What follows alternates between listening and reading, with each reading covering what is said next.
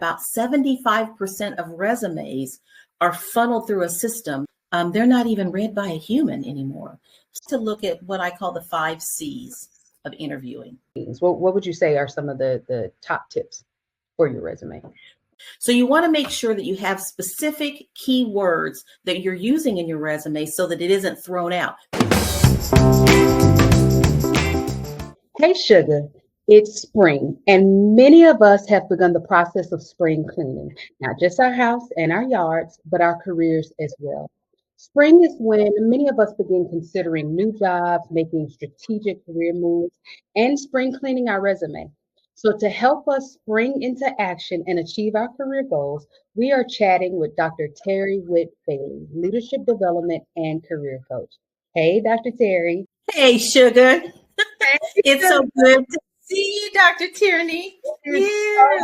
As my daddy would say, it's so good to be seen. It's so good to see you, honey. Thank you so much for joining me today. Now, Sugar's Dr. Terry and I are friends. You know, she is a good friend of mine. She's a expert, you know, when we're talking about careers and leadership development. But before we get into all of that, before we even, you know, jump in, Dr. Terry, tell us, who are you, Sugar? Well, first of all, I'm a child of God. Everything I do is because of God. And I know that. And I'm so grateful for that. I've had so many great opportunities. I'm a daughter, I'm a wife, I'm a mother, I'm a grandmother. But you want to know more about my professional career. I know you want to know that. So my current career is in nonprofit administration. I've been doing that for about 20 years. Before that, I was working in arts administration. I've also worked in higher ed administration, and believe it or not, in city, local, municipal administration. So administration fits in all of those categories. So I enjoy being a leader and a manager and working with teams of people to help them to be successful. I work as a certified nonprofit consultant. I enjoy working with people that want to collaborate and merge and just want to be better at what they do during the workday. And in thinking about careers and that, because that's a broad, you know, topic, because it depends on the industry, it depends on, you know, the level of career, you know. And so in thinking about this, I typically think about, you know, career, strategic career moves, career development in 3 parts. There's the resume, there's the interview, and then there's the career development process. So in thinking about the resume, let's start with the resume. Let's start at the top. Now, I've heard this trend kind of that resumes are outdated, or, you know, no one's using them anymore. Like, why do you even need a resume or CV? Again, depending on the industry. But then there's another school of thought that says, no, we still want to see your resume, you know, and having a resume. So tell us, how impactful is your resume in the career, your career goals or career trajectory? How important is that resume? The first part I want to make sure that we understand is that there's a difference between a career and a job. You want to look at your passions, look at the things that make you excited when you do that you almost would do without being paid. Although we need to pay bills. So we want to make sure we're being paid. The job is something that you just do because you need the money, because you need to just make sure that you are taking care of the responsibilities in your household. But that career is something that you know you want to build upon, that you might want to be at some level, but in order to get to that level, you've got to go through certain steps. So I want to make sure, first of all, we know that a career and a job are 2 different things. A job, sometimes you just turn it off at 5 o'clock or 4:30, you turn it off, you don't even think about it anymore. A career is something that's kind of in your soul and in your spirit, and you connect to those things outside of the job that are connected to the work that you do because you love it so much. Now, that doesn't mean you shouldn't be turning it off from time to time when you're taking vacations and right now that you want to take that time off. But I do want to make sure that we understand that is what the difference is between career and job. So you talked about, go ahead. No, I was going to say that is so good, you know, to make that to make that distinction, because a lot of times we making even the transition from a job to a career, and so Mhm. the us that shows up at a job versus the us that shows up in a career, and making sure that we understand that distinction, because sometimes we'll get mad like, oh, why they ask, well, Sugar, you in a career now, and so Mhm. as opposed to just a job, and one is not better than the other. I want to be clear that we're Right. not saying that one is more fancier or better, or it's not that. It's just a difference. You were talking about resumes being outdated. Some people think that resumes are outdated, and other people think that it's relevant. Well, if you are looking at a career goal and you see something, say you're looking on Indeed.com, or you look in the newspaper, or you see something posted at your place of business, if they ask for a resume, you're not going to say, oh, that's so outdated, I'm not going to do it. You're going to provide the resume. So we can't say that it is or that it isn't outdated if that's what the employer is wanting. So I always tell people to make sure that you have it on hand just in case you need it. So we want to make sure that we have something that is a biography of our career, of the jobs and responsibilities and path that we're going on. So we might as well always have it at the ready, and always have it updated. We want to make sure that it's already there so that when people do ask for it, we may have to tweak it, but we know that it's already ready to be produced and submitted. Always told your resume tells a story. And so you hit right on it. You want that resume to tell the story of your experience and your expertise, not just I worked here from this date to this date. And you want that resume to really tell the story of, this is what I learned, this is what I implemented, this is the impact that I had. So in thinking about that, and this kind of the resume telling the story and just having one on hand, what are some of I guess the key tips, or do this for your resume, or make sure your resume includes these three things? What would you say are some of the top tips for your resume? That's a really, really good question. And what I want to make sure that people know is that nowadays, because people are submitting resumes, and sometimes in some organizations, there are so many that come through, they're not even read by a human anymore. So Mm-hmm. they're funneled through a system. And research tells us that about 75% of resumes are funneled through a system, and they are searching for key words.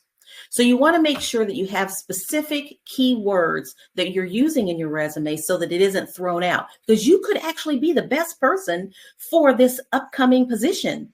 But because you weren't using good keywords, your resume got pushed out. So we want to make sure that we have some keywords. And I wrote some things down that we do and that we don't want to do. So, and I've done this, I've made this mistake. You don't want to use a phrase like, I was responsible for, or I was tasked with. So it sounds like it was a burden. Oh, they tasked me with this. So you want action words, finding specific action words. So a bad example of using action words that are related to, say, a position that might be creative or innovative. A bad example would be, I was responsible for content on YouTube channel. Mm-hmm. Okay, you were responsible.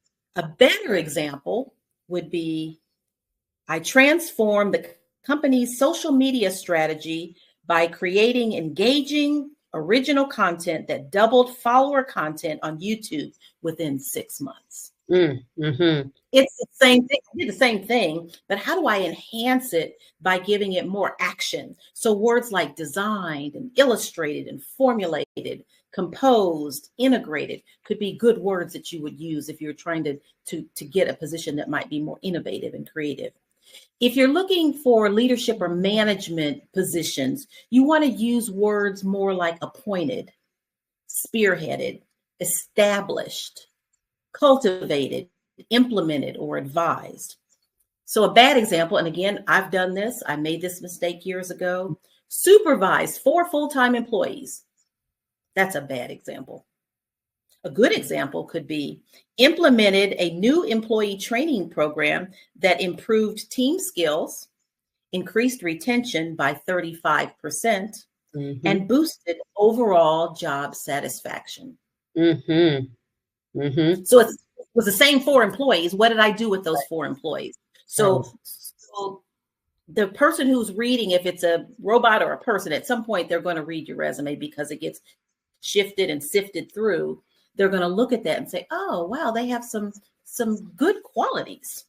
You want to also steer away from what we call buzzwords.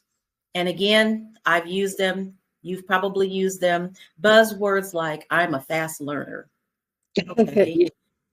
Self-starter. I'm highly motivated. Those are words that aren't going to be good words to use. You want to use words like adapt and learn, I've taken initiative, or I've launched, coordinate, collaborate, assist. I'm driven and ambitious. And it's not to say that they're wrong. It's just buzzwords or words that people see all the time. You want to have something that makes you stand out Mm-hmm. amongst hundreds or dozens of resumes that are coming across a desk or through a system for a specific position. Mm-hmm. Mm-hmm. That is so good because yes, I am guilty. Now, admittedly, I haven't created Too. or did a resume in eons, Oh, having no, don't say that. Don't yeah. say that. We're going to work on one for you then. Even Yes. though I have my own business. Oh, this is a good Yes. this is real time learning, sugars. Okay, so I have my own business. I've had my own business for 5 years. I have a CV that, from when I was in higher ed and, all the things. And it's on my flash drive somewhere. I haven't updated it clearly in 5 years. But why would I need a resume if clearly I'm, yeah, let's talk about this, sugar. Let's talk Okay. about this. So a CV, for those people who don't know, is stands for curriculum vitae. And Mhm. it's a more extended version of a resume. And most people in education, specifically higher education, use a CV because we can talk about details around research, around public service that we do connected to the university, to the community. Yeah, so it's longer and more detailed. And typically you have to update that. I don't know if it's every year, every 3 years, but you want to keep it updated as you add things to it. Mhm. Again, with the resume, I update my resume at the beginning of every year. Mhm. So in January, sometime in usually January, I look at my resume and I say, okay, do I need to add a board?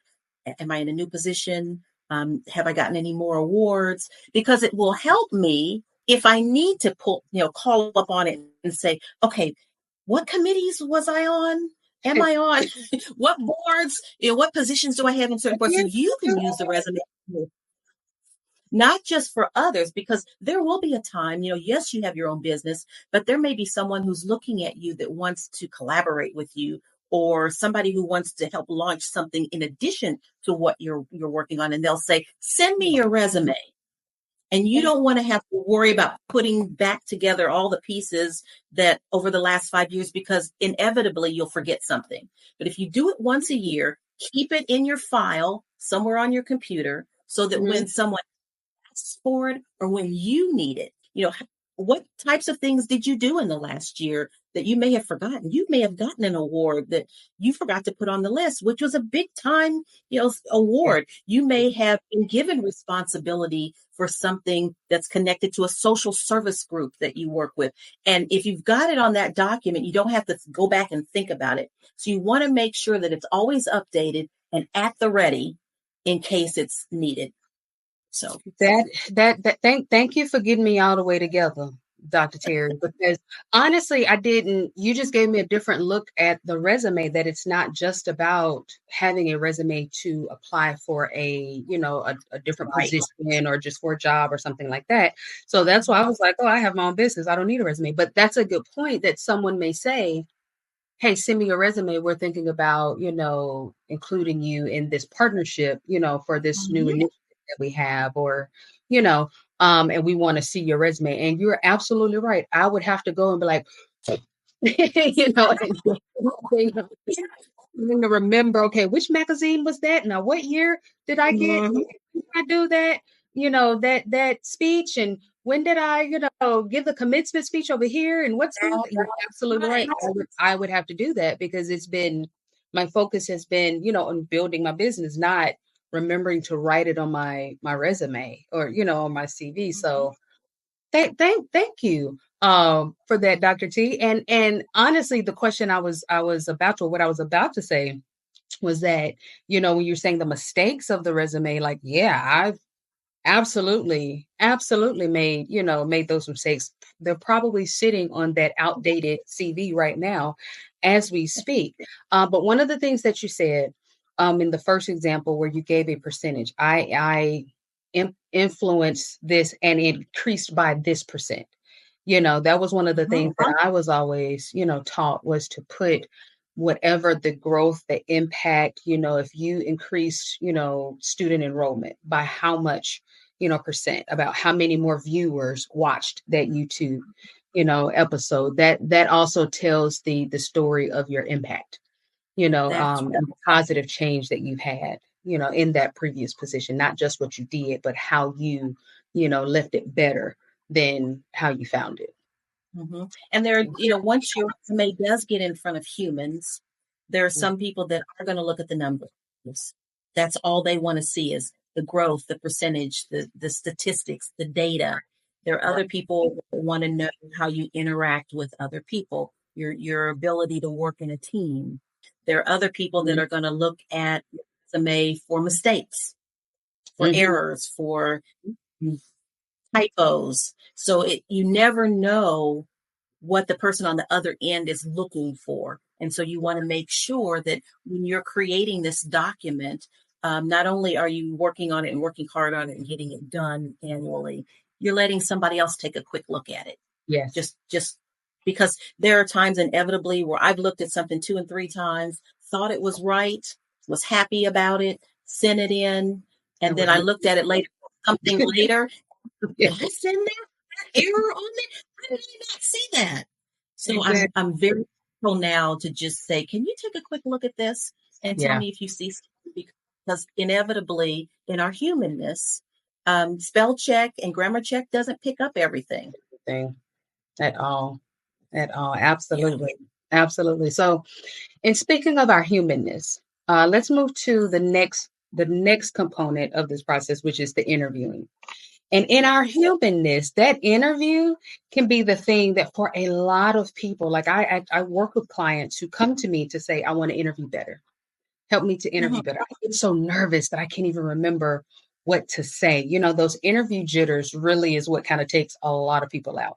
So talk to us and tell us what are some of the tips or tricks or strategies that you give to people that you talk to help them navigate or prepare for the interview and navigate any of the jitters that they may encounter.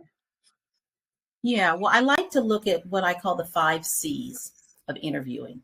Okay. There are 5 of them. There's competency, there's character, there's your communication skills, your culture fit, and your career direction. So when we look at the competency, how competent are you in the position that you're getting ready to apply for? You don't have to be perfect and know it all. You have to have a willingness to build into that certain position, but you also have to have confidence in your competence, if that Mm-hmm. makes sense. Mm-hmm. So, as you are talking, it's very important. One of the things that I like to share with young people, I still work with the leadership development group and do a class with them every semester. One of the things that I like to talk to that group of students about is something as simple as placeholders. The word is placeholder. So it's when you say, like, I know, like Mm-hmm. in Yeah. between, Yeah. Yeah. I Yeah. and you just say a lot. Yeah. What that says to an interviewer or the person on the other side of the table or the other side of the camera is that you're not quite prepared. So what I tell excuse me, the young people is that when you feel like you're going to say, or you're going to look up to the side or say, like, I don't know, just slow down your talking and then Mhm. continue with what you're going to say instead of saying, in between, because it's just like taking a breath. And when you're doing an interview, say that right now we're online and I'm looking at the camera, not staring at the camera like that. And I wouldn't be staring at an interviewer across the table. So you have to find a way to be more communicative in how you're talking, as if you're talking to a friend. Mhm. Mhm. Your Just time answering the questions as they are asked and being pleasant, whatever pleasant is for you, not mhm. trying to be somebody that you're not. I love it when young people, because I'm not a young person anymore, but I love it when young people say, bring your authentic self. Yeah. Bring your authentic self. I like to wear pendants a lot. Pendants are like a conversation piece for me. Mhm. So for me, my authentic self is to always have a pendant on. Sometimes I wear it, on my chest. Sometimes I wear it on my shoulder. So it is a kind of a conversation piece. It gives me connection to something for that day. So you find what is authentic for you. If it's your hairstyle, like I love your yellow hair. That's a message. That's a brand. It So if is. you have It it's a is. brand. So do what makes you feel comfortable, because Right. you don't want to be one person in the interview and then be another person when you're selected for position that you're applying for. Because if it's not a fit, and that goes back to number 4, culture fit. If it's not a fit, don't try to make it fit. Please don't try, because you're not going to go into an organization to change it. You just can't. Well, I shouldn't say that. That Well, shouldn't be why you're going. and I was gonna say if It's I can jump in there on those two C's with a culture fit and being your authentic self. That is actually the number one thing that when people, my clients come to me for interview prep, a lot of times those jitters come in because we are trying to stifle the true who we Mhm. are. And we're trying to remember this rehearsed robot that we want to present to Yes, to the interviewer.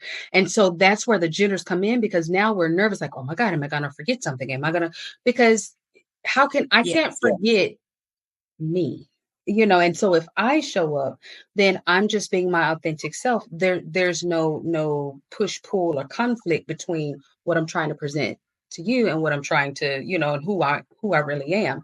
And that then allows you to turn the table. What I always say, turn the tables in the interview, because we think of interviews as being one way. They're interviewing me. Mm. But really is your opportunity to interview them as well, to really find out, okay, what is the culture of this company? Would this be a good fit for me? But if you're not being your authentic self, then it's going to be really, really hard, to really Right. assess that and decide if this is a career move, if this is a position, if this is a company, that I really want to align my personal brand, my expertise, my talents with. Will I be stifled or would I be, allowed to grow and flourish here? And so it's really, really important that we tap into that when we're talking about, the interview process. Mhm. Now Mhm. your authentic self shouldn't be a distraction, a total distraction. So, for example, I wouldn't come into an interview chewing bubble gum and No. blowing bubbles. That's not to say that I can't chew gum on the job, but if it's distracting and I don't realize that I'm popping my gum when I'm talking, or I've seen people that I know you can hear this sound. I'm Mhm. tapping on the table with my pen or Mhm. clicking a pen, Mhm. or if I'm throwing my hair back often, or if I keep going, oopsie, I've lost my pendant. Oh no, I'm Pen. losing my Yeah. adjusting my Yeah. clothing, or if Those nervous, I those ticks, yeah, those nervous nervous, normally, you know. yeah. And if I need a glass of water, then I should ask for one. I've been in situations where all of a sudden I just got a dry spot in my throat and I started coughing. And I said, I'm so sorry. Could I get a glass of water, please? And they're like, oh, absolutely. As opposed to trying to talk through it and have some trouble with my throat. So that's your authentic self. If you need a glass of water, they should be able to provide that for you. But yes, make sure that there aren't any extra distractions. So another part of that authentic self is how you present yourself. I'm old school. I'm just going to throw that out there. I'm old school. So I'm going to come to an opening interview or a time when I'm meeting someone for the first time in a more conservative mode.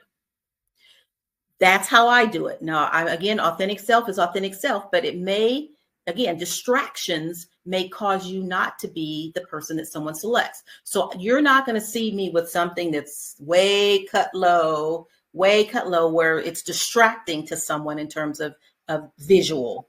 You're not going to see me come to an interview where my skirt is so short that I have to cross my legs in order to not be showing stuff I shouldn't be showing. Again, that's me. That's me being conservative. So you want to make sure that you're comfortable enough in a situation, sitting down, standing, walking. I'm probably not going to come in my 5-inch heels because they may have me climbing stairs and going up and down stairs, and they're, I'm not used to wearing them. Walking 100 yards, I can walk into the club, but I can't walk across a room in my 5-inch heels. So conservative, something that I know that I can be comfortable in and don't have to adjust and make it work so that nobody's looking at things they don't need to be looking at. Again, I'm not saying that you don't do that. I'm saying that it's going to probably be better for you if you try a more conservative look. I'm also not saying that you have to wear a suit for an interview. 10 years ago, I would have said that. Find a good blue or gray or black suit. No.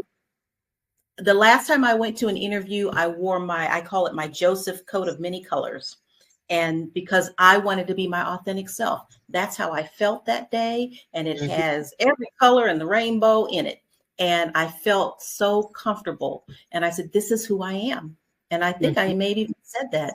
I hope that you're okay with me not wearing a suit today, because this is really who I am. I feel comfortable in this what I'm wearing. They're like, oh, it's lovely. But yes, your authentic self. Absolutely. Absolutely. And that's a very good point. Because when we're talking about kind of what we're wearing to the interview, or, what we're presenting at the interview, it's also, I always say, take the environment into consideration. So like my husband, he's a welder, by trade, but he works in the utilities arm, arena. And so whenever he would go on an interview, he wouldn't wear literally a 3-piece suit and a tie and all of that, because that's not the culture or the the environment that he works in.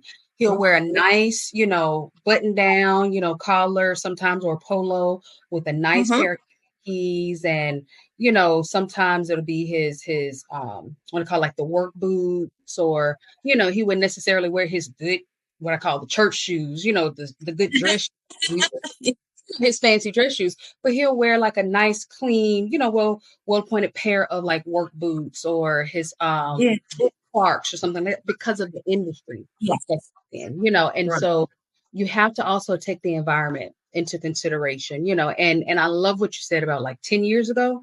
Oh, absolutely. It was the blue, the black, and the gray suit. It was the heels that were, no more than this tall, particularly, I was in higher ed. And so I would have never had yellow hair, or the pink hair, or the blue hair. Like I would have never done that, because of the environment that I was in at that time. And it was it kind of depends on the campus, but can be of the academic, more, conservative, more, and so I did not find that freedom, if you will, to really be my full, again, we're talking like 10, 15, we're talking years ago. I mean, so many things have changed since then, because so much has changed, back then. So we have a way, way more ability to really be our authentic selves, now, Yeah. and it be seen as a mark against us, but still at the same time, we look at like it's not going to be distracting, if it's not going to take away from, the quality of the candidacy that I am and the talents that I bring. The only thing you can focus on is the fact that my hair is yellow, And Yeah. so Yeah. that I love that you pointed that out, when we're talking about that interview process. Um, Now let's think about once we get the job. And once we've gotten the position, we've made that strategic career move, we're moving our, boxes into the new office. What are some of the, for, instead of something like, oh yeah, I got the corner office, I got a window now, I got a pay bump. But what are some of the first things that you would suggest once we get the new position, we're in this new position? What are some of the first things that you would suggest that we do once we embark on this new position in this new career field or whatever the new is at that level? Yeah, I think one of the most important things is going back to the one of the C's in the interview process, is understanding the culture and understanding your career direction. So if you have a plan, say you've accepted this position and you're going to work that plan to where you're going. But day one, you're in a position. So you have to connect to the people that are in your arena, on your team, whether you're the leader or a manager or whether you're a staff person. So you have to know who the people are that you're working with, understanding them, understanding your role as it connects to their role as it connects to your role. So there's a lot of listening that needs to go on. There's a lot of research and reading that needs to go on. So you don't come into something as a know-it-all. Yes, Mm, you're bringing your skills and talents to the table. And so you've mhm. got something to offer. You were accepted for this position, but you are not the person that understands all the details about something and that this has to happen in this sequence in order for this check to be cut or in order for this program to be accepted or in order for this invoice to be paid for. So you want to make sure that you are connecting to the people and being friendly. Now, I didn't say you have to be people's friends, but you Mm, need to be friendly and kind and professional so that you can get your job done. yeah, So it's not about you. It's about us. You've been hired. So that means there's at least one other person. You've right. been hired by someone, there's one other person you're working with. And you're not going to know all the ins and outs. The guidebook isn't going to have all the steps of how you do certain things. Yeah, Um, yeah. That's a really good point, because one of the things that I would always say, for me, when I would, accept a new role or a new position, I wouldn't make any changes for about 6 months to a year, depending on what the position was or what, the responsibility. Now, there are some times where it was coming in and you were kind of what we would say drinking from the fire hydrant. And so we had to mhm. go now and, put stuff into place, building the plane as we flew it. But for most positions, I wouldn't make any like broad changes or implement anything for the first 6 months to a year, because during that time, I'm learning. I'm listening. I'm learning where the skeletons are buried. I'm learning how we do things, why we do things the way that we do things before I start coming in saying, "Hey, we should probably do this or let's implement that." And that way, when I implemented it, I found that the management or whatever the board or whoever the kind of the deciding factors were, they understood that I understood the company. I understood, the overarching goals, mission, vision, and values. And what I was presenting wasn't based on my ego or my needing to prove something. It was truly based on the betterment of the whole, of the team, of, That's so good. students, Yeah. and so that's a principle that I've always lived by, in starting a new position. I also love that what you said about we can be friendly, but not necessarily people's friends, and this is where sugars we talk about those boundaries pieces. It's not that I have to be standoffish. It's not that, I got to tell all of my business. either, but finding that fine balance in between, making sure that you are being personable, at work, Mm. but you still, again, here's the authentic, you're still being authentic to you, and not that you got to go to lunch with them every day or you have to, play the game, so to speak, but that they know that they can trust you, they can rely on you to do what it is that we need done here for the team, for the overall, for the goal, because we're all in this together. So I love that you pointed that out because I think that's where sometimes the lines get blurred, and then later on down the line, one or two things happen. Either we have work relationships gone wrong. And so now we have some of that work Mhm. conflict because we got really, really friendly and then we fell out and I got to work with you across the cubicle and da, da, da. We get into some of that. Or we get into now I'm Mhm. ready for that promotion and I'm ready to, Yeah. but nobody knows me.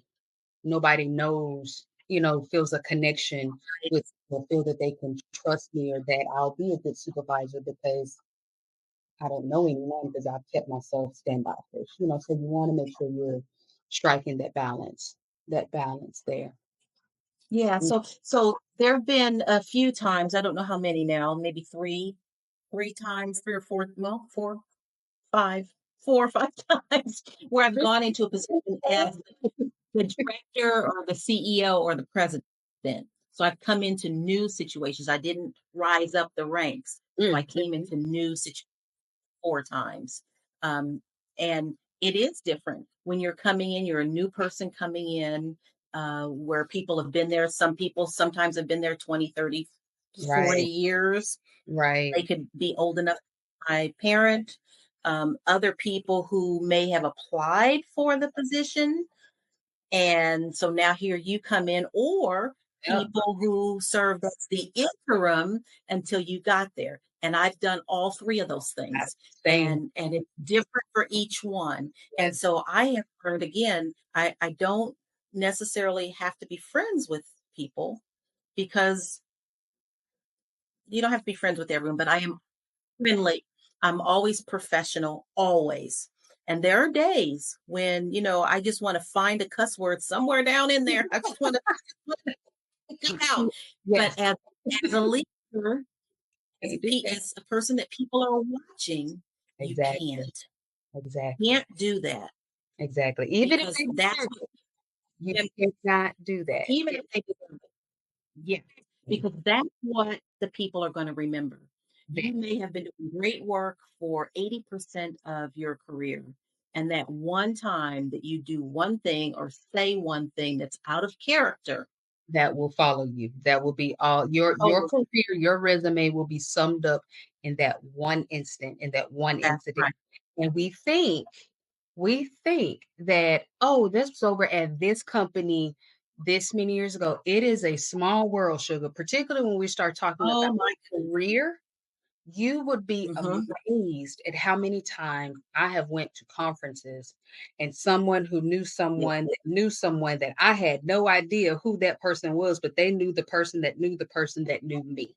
And so it's a very, very, very small world when we're talking about careers. So you're absolutely right, Dr. Terry. You cannot, go to the bathroom, sugar, go to your car, go Yes. scream into the Take a pillow walk. home at night, take a Hmm. walk.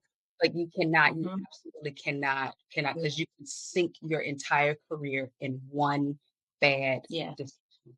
Absolutely. So what I like to say all the time, and I say this all the time, it's not who knows you. It's not who you know. Sorry, it's not who you know. It's who knows you. And so that example that you just gave, you go to a conference and somebody comes to you and says, "Oh, I know you through so and so." Believe it or not, Dr. T, every position that I have gotten is because of somebody that knew me. I didn't know, I can well, believe I it. kind of knew them. They knew the work that I did, and they called and said, "Would you interview for this job?" Or "I'd like for you to consider this position." And it was because somebody was watching I when can I believe didn't know. I can And absolutely so, believe it happens out he- here too. Being an entrepreneur, yes. same thing. I will get it can be from client referrals, oh, I was talking to my guy Hmm. who's friends with, and that's how clients will find me. it has been contracts with different companies, or somebody say, oh yeah, so and so that works with so and so mentioned that you worked with them on, and I don't know this person from a can of paint, but they know, Yes. so yes, it I can absolutely believe it happens, because it happens to me right now. Even though I have my Hmm. own business, it absolutely happens. Absolutely. Hmm. And you'll get that phone call, or you'll get that email, or someone will tap you on the shoulder at a luncheon, or you'll be at church, or you'll be in the grocery store. So again, you have to be your authentic self wherever you are. And Hmm. hopefully your authentic self is an employable self. Hmm. Again, not Hmm. somebody who's walking around one way after 8 o'clock at night and walking a different way at 8 o'clock in the morning.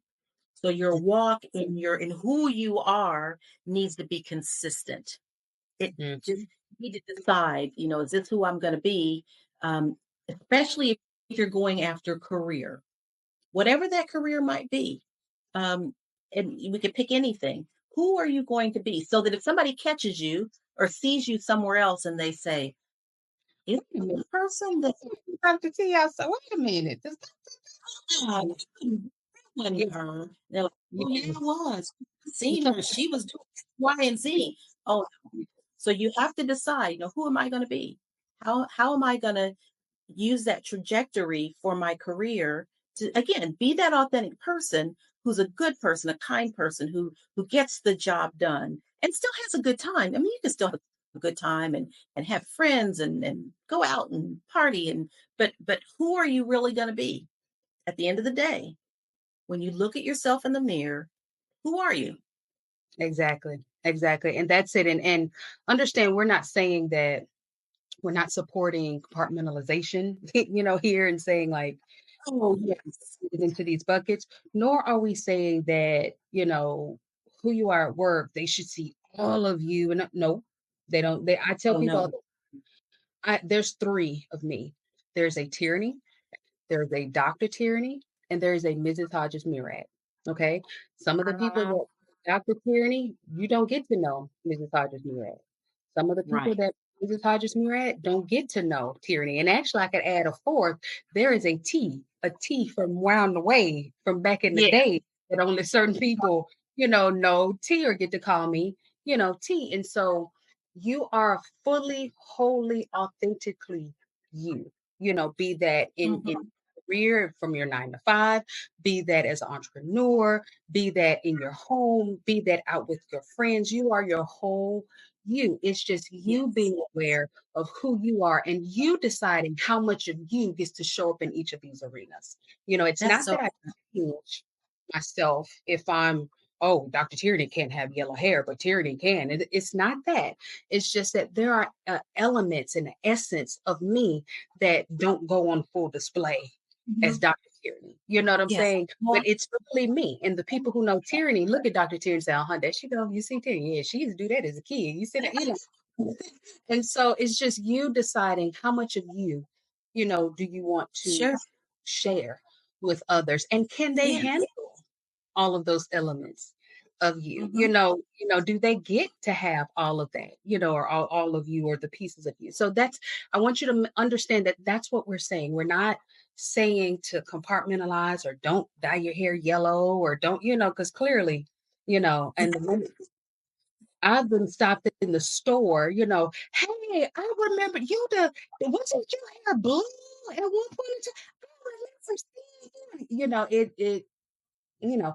But I have to make sure that when I wake up in the morning, when I look at myself in the mirror, when I go to bed at night, when I'm out in Target, when I'm in the grocery store, when I'm talking with clients, that I'm good with me, regardless of Yes. what I'm doing. I have to make sure that who I am is authentic to me, and I am good within me. Be my hair yellow, be it blonde, be it brown, Be blue, more grow it back long, cut it back if I short. if I want to. Yeah. Exactly. None of that, my resume, or clearly needing to update my resume, or whatever that is, it's me being comfortable with me, and me walking into every room and every arena, professional, personal, and everything in between, showing Yeah. my authentic, self, and being comfortable and confident Yeah, so being your authentic self Yeah. is being your whole self.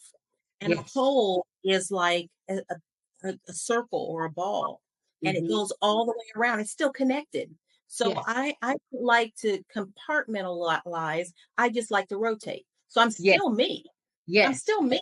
I'm just That's seeing it. a different side. It's all Yes. connected. It's Yes. all connected. Absolutely. Yeah. It's kind of like what you're saying about your scarves. I might put the scarf on this way. I might sit well, I might tie it in a bow. I might, but it's all you. Absolutely. Absolutely. This is so good. So good. Okay. So I have a question. Mm. For my professional sugars that they're not looking to switch careers, so no need to really do a resume right now, or they're not interviewing. They're kind of established in their careers, but maybe they're looking at what the next step would be, or what they could do next. What would you tell the established professional that's looking to maybe move up or climb the ladder or switch to a different position within their current career?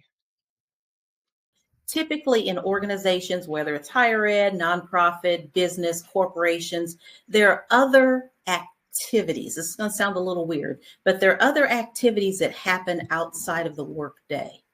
And Mm-hmm. so you want to be connected to something outside of what you do at your desk so Mm-hmm. that you can meet people in other departments, so that you can maybe volunteer and connect to what's happening corporately or at a different level, Yeah. so that you can hear about other job opportunities or career growth opportunities that you might have. So if there's a picnic that happens, you might want to be on the committee. If there's an educational empowerment series or Yes. women's empowerment series that's happening, you want to go to that. If there's opportunities for professional development to do things that are outside of the office, you want to be that person that signs up for that.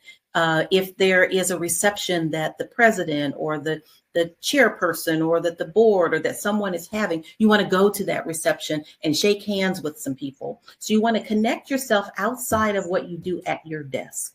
Find that Mhm. one thing, a couple things throughout the year that helps people to say, I'm interested and I'm invested in this organization enough so that I'm doing more than what is required of me at my desk. Mhm. Mhm. I don't know, Yeah. one of the things that I learned early on when I first started in my career, my first job, which was a career goal, was to work Yeah. in higher ed, and I was an assistant professor at a university, and that was one of the recommendations that my mentor. I had a mentor. I was actually 24 and an assistant professor, so I was so close in age with the students at the university. It Yeah. was to figure out what to wear, where to go, what to say, Yeah. how to Yeah. interact. And Yeah. he helped me to get involved in activities that were related to student affairs. So being an advisor over student clubs and organizations, I did that. But I Mhm. also connected to faculty and staff things, connected to things that were related to the president's office, which eventually elevated me to chief of staff in the president's office. Eventually, Mm. I mean, it literally, I was interested. I wanted to be a part of things. I just got a lot of good opportunities because I was a willing vessel. Yeah. Yeah. That's One, that's so good. That was Yeah, that's what I was going to say as you were saying that, and I was thinking about, when I came in again in higher ed, same thing. But here's what I found. So before my sugars, before you go, oh, I got to do more than just my job. Do you know how they work in me? And in this position, you gotta do more, because I know that's usually the first thing we think, like, oh my goodness. Here's the thing, because I had the same reaction. They were like, maybe you should teach a class. No, like, no, I'm not doing that. Um, when we start to serve on these committees and look at it as your cross training. So I was able to hmm, get experience as a professor, even though because I was on the administrative, purely administrative side of the house. But I was able to get experience as a professor, and I now have on my resume the, professor experience and adjunct teaching and all of that because I served in that capacity. So it may yeah, not be A lot of times we think we have to go get a new position or a new job in order to gain some experience, when Mhm. really all we need to do is serve. We need to just serve That's in it. That's on it. this committee, or serve in this capacity, or Mhm. serve, and we're able to then get that experience that we wouldn't have necessarily been able to get in Mhm. this one position, or we would have had to, get four different positions to get Yes. all of these different, experiences, when you can just sit in your one seat where you at and collect a multitude of experiences, expertises, all of these things that are you can absolutely and should absolutely put on your resume. All of the things that Yes. you've done. In addition to this, as you stated, Dr. Terry, it's how you start to network with other people that you wouldn't necessarily see on Mhm. a day-to-day basis. So I became really, really really good friends with the chief of staff at the university that I was working at, the last university that I was working at. And so then when I left the university and I was working at the Department of Education in DC, he actually happened to be in DC at the time too, at one of the education foundations there. And so we would meet up for lunch and, just connect and chat. And he's now the president of that university that we have Wow. one Oh. working at, and so Well, that was something that, had I not been, just serving on a committee, our paths would have never crossed, and it would have, you mhm. know, never happened. But yeah, I can say that I know that person, like actually know that That's person, and wonderful. actually knows me, so there are some networking, opportunities that only happen in the committee. There's some people that your paths would not cross unless you were in that committee. And Sugar, I can tell you, a lot of those taps on the shoulders or those phone calls that come, that Dr. Terry was Mhm. talking about earlier, that I still get, even though I am in my own business, they have come from those committees and those hallway conversations, and some of the and I mean this in the best way, the water cooler, kind Yeah. of, not Mhm. the bad water cooler, like water cooler conversations, but just that meeting outside of the office and in the, the committee. So before you hear us and go, I got to do something else, I need to do something else, sugar, I promise you, the benefits will far outweigh, that extra hour, that you're given to serve, in whatever capacity on those different committees. Absolutely, absolutely. Dr. Terry, this has been good. This has been Yes, it has so good. been. It really, really I've has. learned some stuff too. Well, clearly, we Thank always you. like, man, we have to get your CV together. So clearly, I've learned some things that I didn't know. But this is good, because this is iron sharpening in real time. Yes. This was not planned. I did not know she was going to go. Wait, wait, wait. We need to.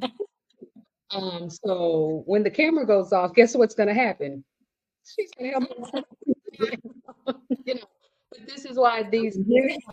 I'm saying this is why this is so important, to have these iron sharpening conversations, because sugar, nobody knows it all. Clearly we all, Nobody knows. don't know it all. So it's important that we have people in our corner, and you've heard me say before, the coach has a coach, and so having a coach, Yeah. having people in my corner that clearly I can call on, or that will call me out, because you see how she called me out to say, I didn't mean to. I needed to be called out. Thank Oh, you for calling. I appreciate it in real time, but I love when things like that happen, because I always say it. So when we get to see it real life, like, oh yeah, Dr. Tierney wasn't playing. She has people around her that will correct her, that will stop her, that will, so that I can keep woman sharpening the that. iron, and we're sharpening, each other's iron, as we go, so I Mhm. am absolutely, absolutely, absolutely grateful that you came on to join us today, to talk I'm to the grateful to be asked. Yes. absolutely. Oh, you will be back. This is the other Dr. T, Dr. T, Yeah. Dr. T, the two Dr. the T. two Dr. T's. But PT. so tell the sugars, if they want to reach out to you to get more tips and, career tidbits and strategies. Tell the sugars how they can reach you. Yes. Well, my full name is Terry Whitt Bailey. You can find me on all the socials under Terry Whitt Bailey, and Whitt is Whitt. Check in with me. Again, I'm a certified nonprofit consultant. I want to help you with your resume. I want to help you with your interviewing skills. I want to help you with your nonprofit. If you need some help with that, please reach out to me. I would love to help you. Thank you so, so much again for joining us You. today, Dr. Terry. It has been a pleasure, and I cannot wait until we can do it. We can do it again. All right, Suga. Thank you so, so much for joining us today on Hey Suga. And be sure to stay tuned so that you don't miss a thing. Like, subscribe so that you will not miss a thing. Until next time, Suga, take care. Bye-bye.